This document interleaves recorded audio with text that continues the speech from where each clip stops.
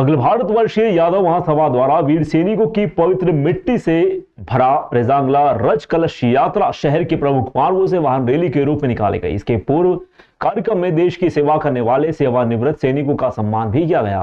कार्यक्रम के दौरान अतिथियों ने अहिर रेजिमेंट बनाने की मांग को बुलंद किया। इस दौरान शहर व जिले के ग्रामीण क्षेत्रों से बड़ी संख्या में यादव समाज के लोग शामिल हुए। उज्जैन से रज कलश यात्रा इंदौर के लिए रवाना हुई। कृषि उपज मंडी परिसर में आयोजित रेजांगला रज कलश यात्रा के स्वागत कार्यक्रम के दौरान मुख्य अतिथि रमेश यादव ने संबोधित करते हुए कहा कि देश में 5 धाम हैं।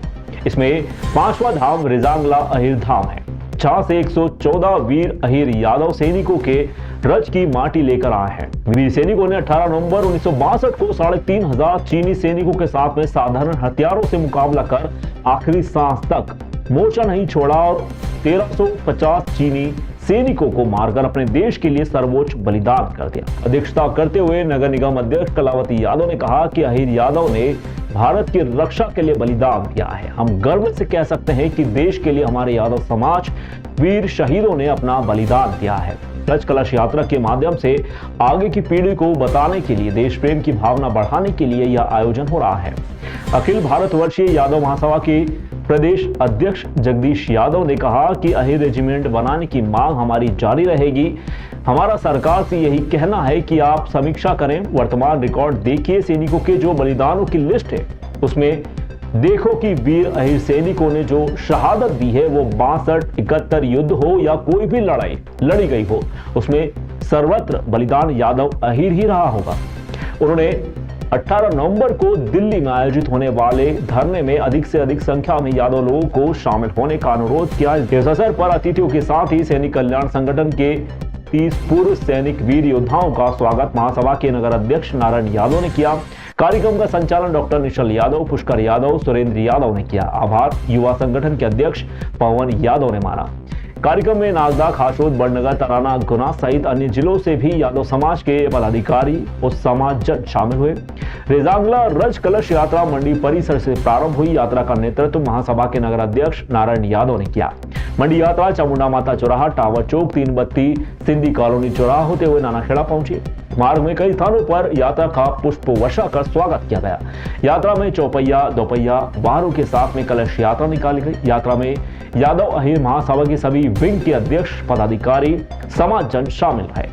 नानाखेड़ा क्षेत्र से यात्रा इंदौर के लिए रवाना की गई। इस यात्रा का उद्देश्य है जो सन 62 के युद्ध में जो 120 वीर जवानों ने शहादत दी, जिससे आज लद्दाख और लेह का इलाका भारत का हिस्सा है, उनकी याद में हम लोग आज निकले हैं।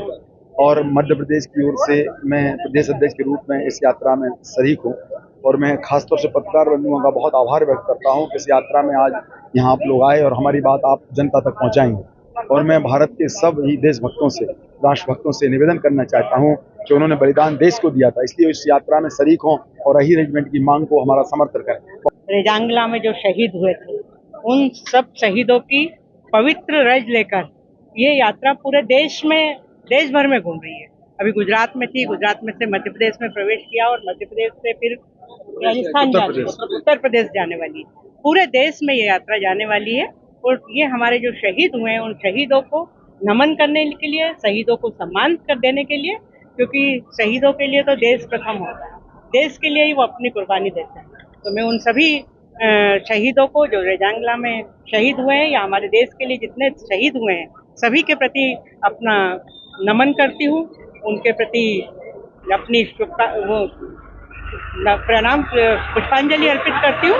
और इस यात्रा को जो पूरा राष्ट्रीय स्तर पर शहीदों को सम्मान के लिए, शहीदों की रज को लेकर देशभक्ति की एक भावना नई पीढ़ी में भी जागृत हो, इसके लिए ये यात्रा निकल रही है। ये यात्रा हमारी यादव समाज के अहिर रेजिमेंट के गठन को लेकर पूरे देश में अलग जगाने को लेकर निकली हुई है। इसी तरह में आज उज्जैन में आई है, उज्जैन से इंदौर के बाद उत्तर प्रदेश में प्रवेश करेगी। बीच में जो ये रेजांगला शहादत माटी कलश यात्रा पहुंची है, ये 1962 में 18 नवंबर को रेजांगला जो चुशुल, जो भारत चीन सीमा पर जो चौकी थी, उस चौकी में 120 वीर अहीरों ने 3500 चीनियों का मुकाबला करते हुए 1350 अधिक चीनियों को मारकर पूरे लद्दाख को बचाया।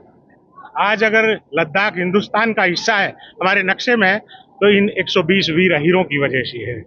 आज ये यात्रा 13 अप्रैल को बिहार से चली थी और ये 14 राज्यों में होते हुए यहाँ पर आज पहुंची है।